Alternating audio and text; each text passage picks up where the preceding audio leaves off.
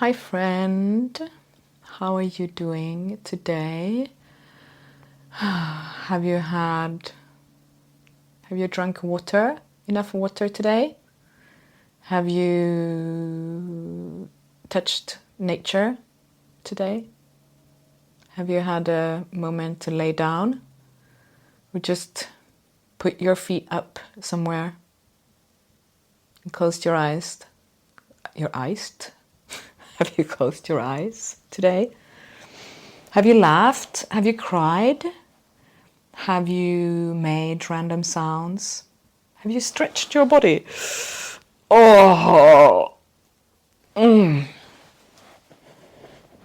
Okay, so I'm again just reminding that if you are listening to this, you want video, the video is on Spotify, maybe on Instagram, YouTube, and you can watch it. But you don't have to. You can also just listen. It's good to be here with you. So something I've been sitting with just in the past kind of couple of days is how how am I going to say this? The kind of connection or disconnection, which this is what I'm going to look at here, of something that I highly value. Like it's part of the culture that I offer if you come and hang around me anywhere. Permission to be human. Like that is one of my core values. Permission to be human. And then a couple of days ago, I just kind of started reflecting on, well, to have an inner critic, that is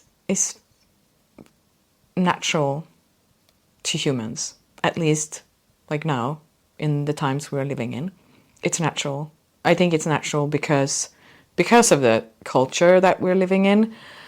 And also, I don't think that the inner critic is personal. I don't think it's a part of you. I think it's a part of the system, which is you are a part of. So it's part of you in some way.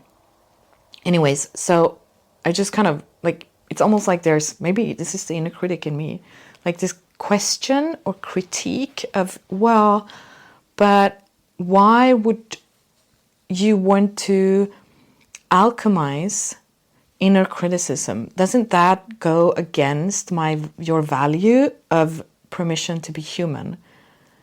And that is kind of what I want to unpack, because I don't want to fall into, I want to say, the trap, because that's kind of what it feels like to me, of pathologizing having an inner critic. And what I mean by that is the misconception that, oh, there is something wrong with you for having an inner critic, and now we need to fix you. And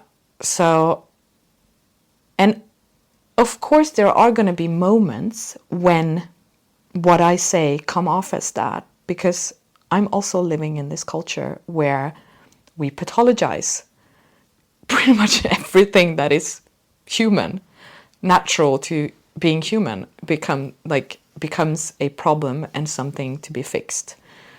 So I want to tread carefully, and I want to say this first of all. There is nothing wrong with you. There is nothing wrong with you. There is nothing wrong with me for experiencing inner criticism. There is nothing to be fixed. There is nothing wrong. And if you are, or maybe it's easier if I speak about myself. So there is nothing wrong with me for experiencing inner criticism. For me, personally, it becomes a problem when this inner criticism is blocking or getting in the way of me expressing myself and being in the world, or even just being with myself in ways that I desire to be. So, for example, I'm just going to take an example. For me, I used to have, and this is not that long ago, like this speaking like this, or posting on social media, sending a newsletter, teaching a course, teaching a class. All of it was like this wrestle with the inner critic. So oftentimes I was like, I'm just not going to do it because I want to, I have a desire, I want to, because for me it's about self-expression and being creative and in having connection, human connection. But oftentimes I was like, I'm not going to do it because it's so tiring to then have to listen to that criticism. And that is when it, for me, becomes a problem that I want to unpack. Not necessarily fix, but like unpack and come into relationship with.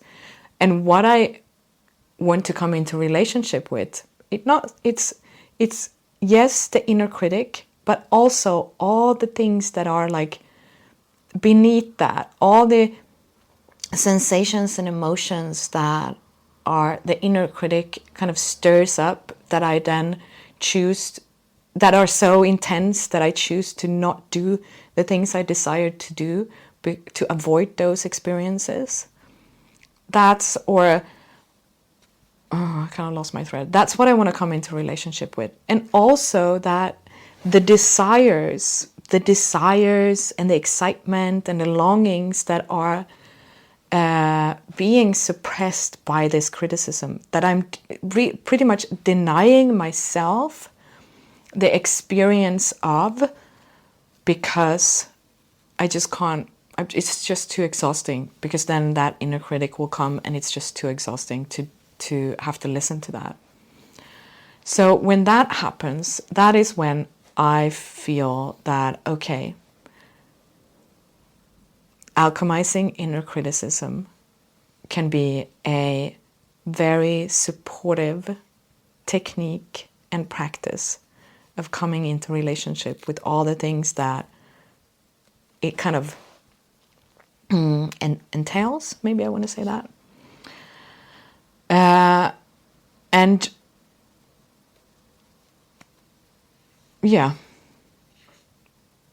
what else do I want to say? So in Alchemize, Inner Criticism into Authentic Expression, so that's a course that I'm offering that starts on October 1st.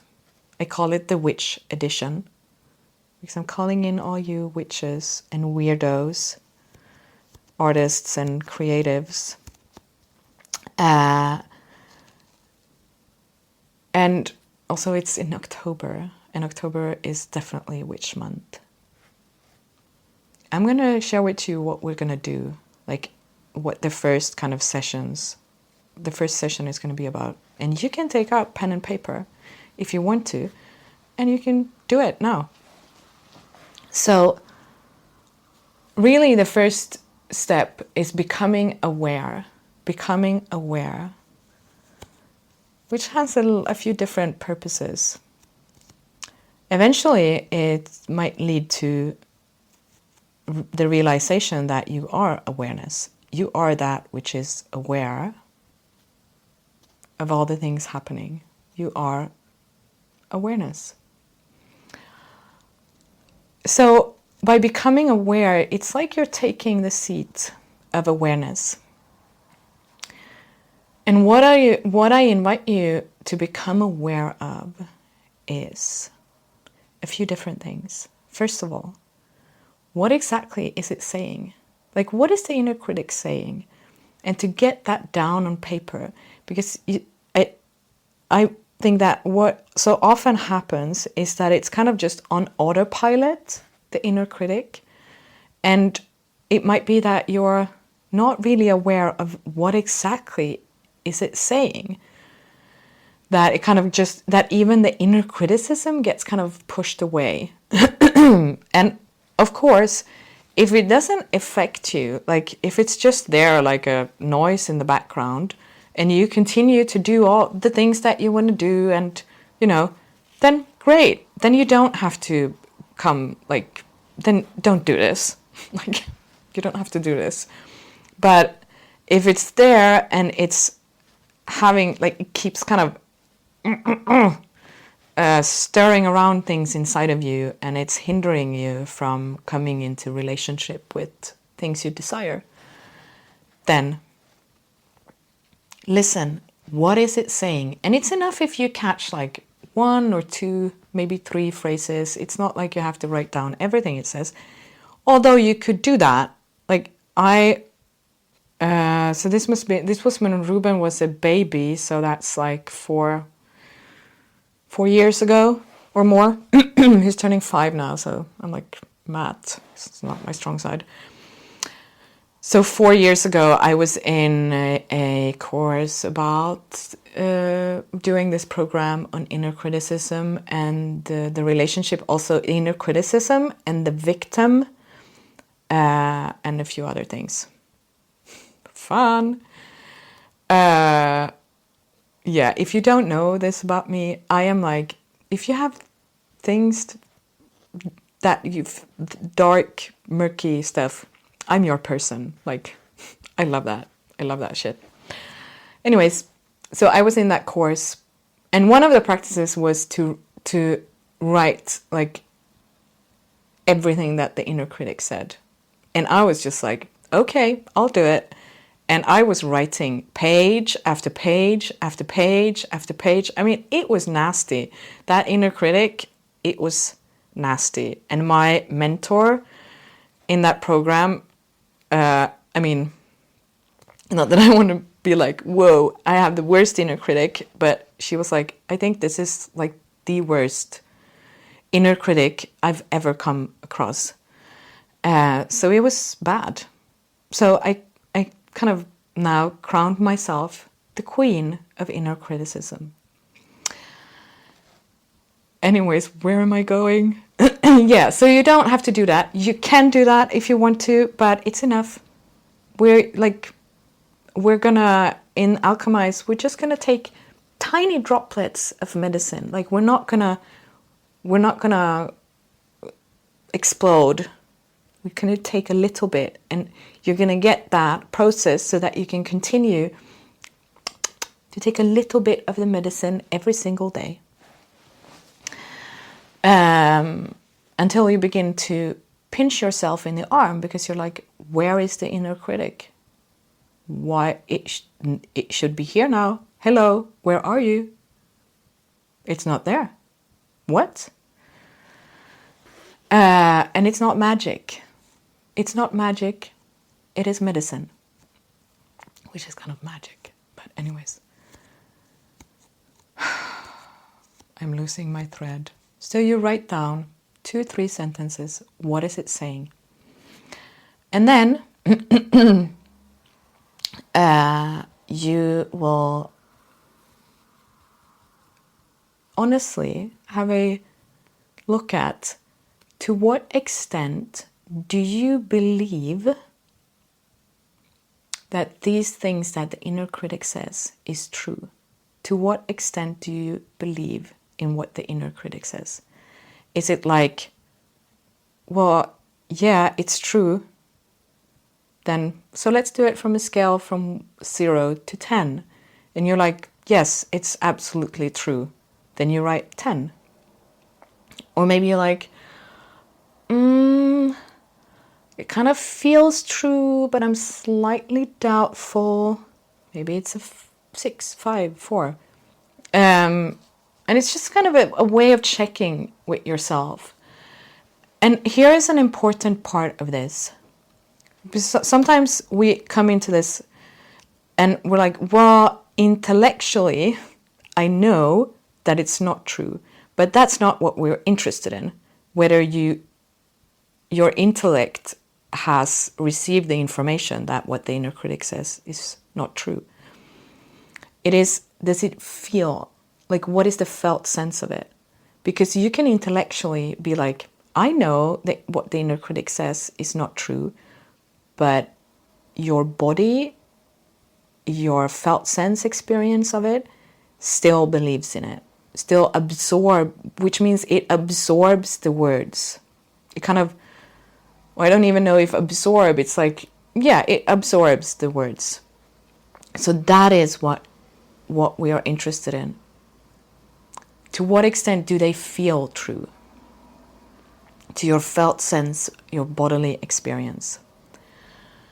And then here is another thing to look at. So does the inner critic, does it speak like, does it say, so one thing that I've worked, it used to say, and I really much believed it, it was that I'm too much. I'm just too much. I don't even know what that means, but that was the kind of always the message. Don't be too much. You're too much.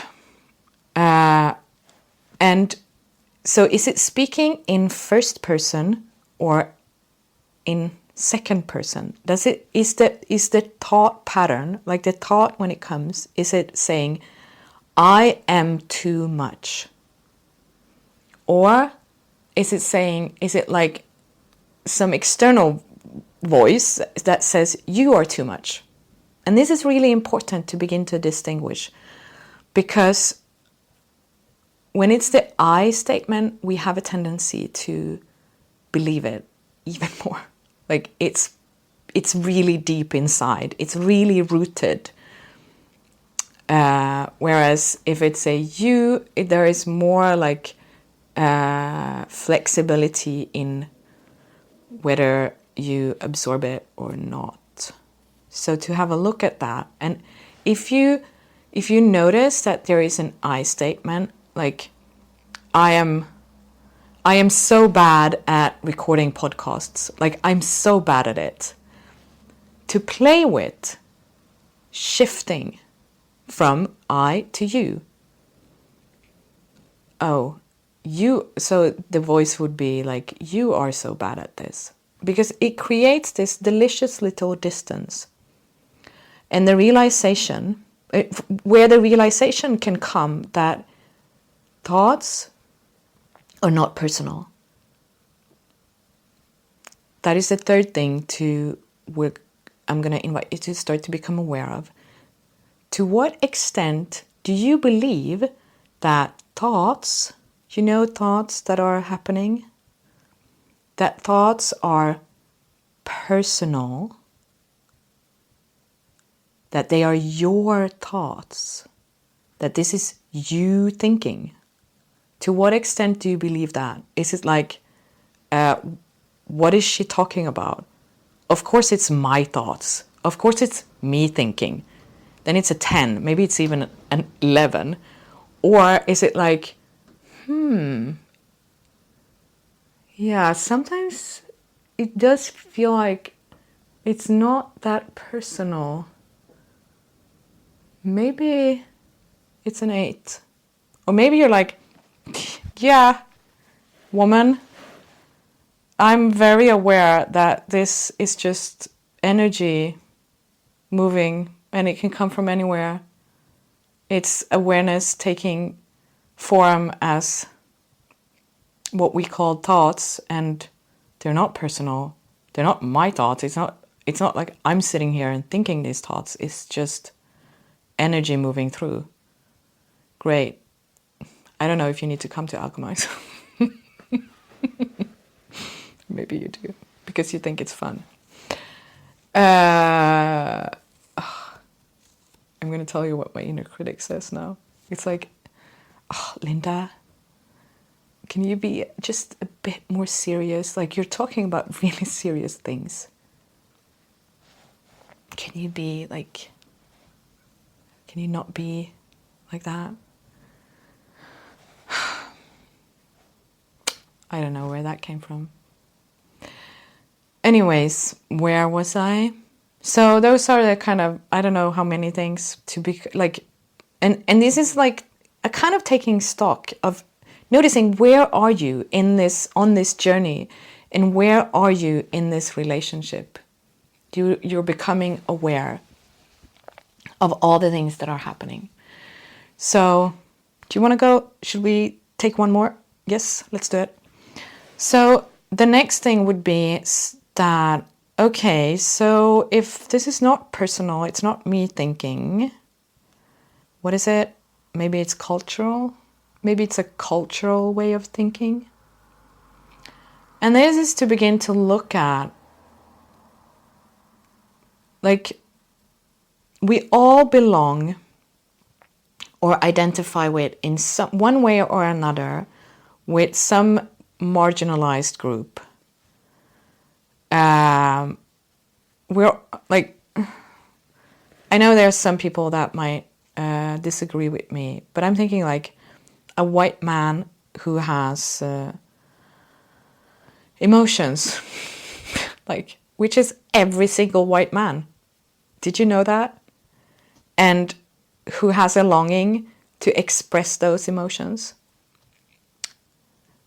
I think that's every white man. He might not be aware of it, but deep down, there's a longing to get to be vulnerable and not have to live up to the stereotypical image of the white man. Because who the fuck wants to live up to that? It's a horrible image.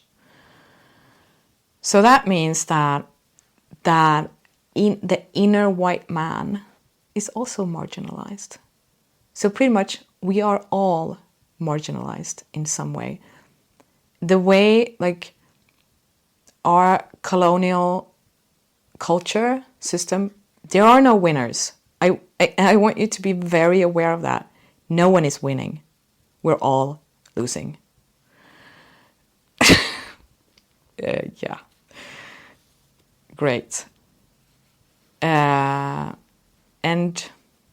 we kind of want to move away from the whole idea of we want to live in a world where there are winners and losers. I don't want to live in that world. Do you? No. So then it's to start to explore, okay, so what kind of marginalized group or identity do I have in some way? So it could be, maybe you're a woman, you're a person of color, your sexual orientation is outside the hetero norm. Maybe you are neurospicy or sensitive or whatever it might be that you kind of identify with. And then to look at what kind of criticism or oppression is this marginalized group, like what kind of, how do I want to put it? From the culture itself. In what way is the culture marginalizing this group? In what way is the culture oppressing this group? To have a look at that. And then you might begin to see that much of your, like, the inner criticism might be linked to that. Which, of course, I mean, if I can take myself as an example, so things I identify with, and even this doesn't even have to be with a marginalized group. It can be like any group that you identify with. So I identify as a woman. Still, I do, even though I'm kind of like loosening up that a bit. I have identified as a yoga teacher. I don't know. I'm a human being. I'm a person that happens to have studied yoga among many other things I've studied. I kind of want to create my own certificate, diploma. Yeah, that's a different story. So from that, I can begin to notice, a lot of the inner criticism is very much kind of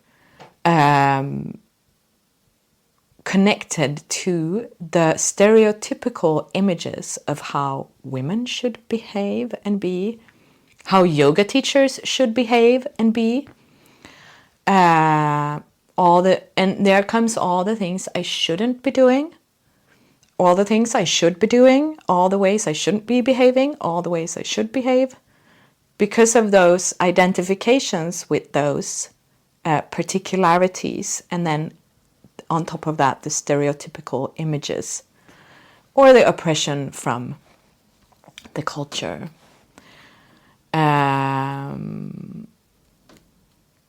Which I'm unpacking still. Like, I'm not... I don't know if we will ever be free of it. I think that, yes, maybe the embodied, liberated human being, the Jivan Mukti, might not have as many of these stories. But until then, this is a great technique and method and process to begin to discover the medicine and the path to liberation. What else do I want to say? Permission to be human. So I can tell you about, some of my core values. Oh, I have a tick. I need to get rid of that. A tiny one. Damn it. We have a lot of ticks here on where I live. And you can get really fucking sick from them. Like, really sick. And though I kind of feel often that's to be sick is like that's also an initiation, if we allow it to be. If we allow ourselves to go into the underworld of sickness, but I kind of don't want to go into the underworld of all the diseases that come from ticks. But no one, what was it? Yeah, anyways, I was going to reference something I read, but that was I didn't read it here. My values.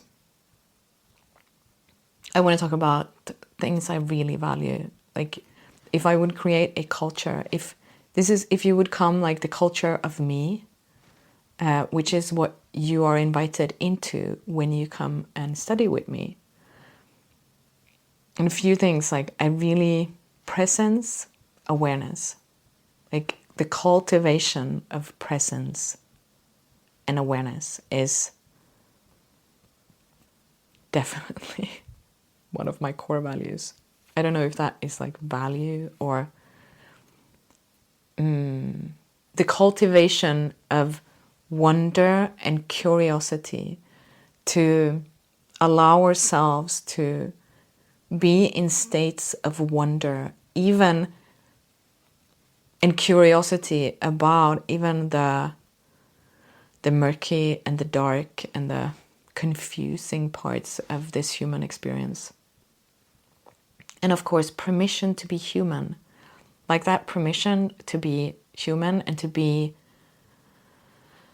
whatever kind of human you happen to be in any given moment. And a deep, unwavering trust in the unknown. In the unknown. Kind of trust in the unfolding. Yeah.